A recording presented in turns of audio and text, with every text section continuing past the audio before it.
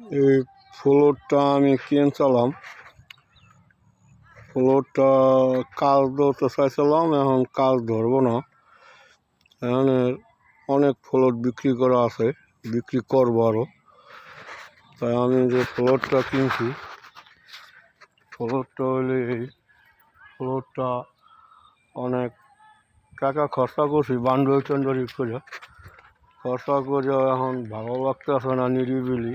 এখন ফ্লোরটা বিক্রি করে দেবো, বিক্রি করে পরে ফ্লোরটা আমি আর এক জায়গায় নতুন করে আমি একটা বাড়ি করবো, চিন্তা ভাবনা আছে।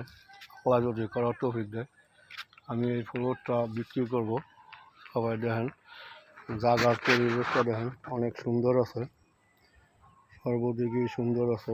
রাস্তাটা অনেক বড় আছে, প্রচুর বড় আছে রাস্তাটা, অনেক বড়। সবাই দেখেন ভিডিওটা।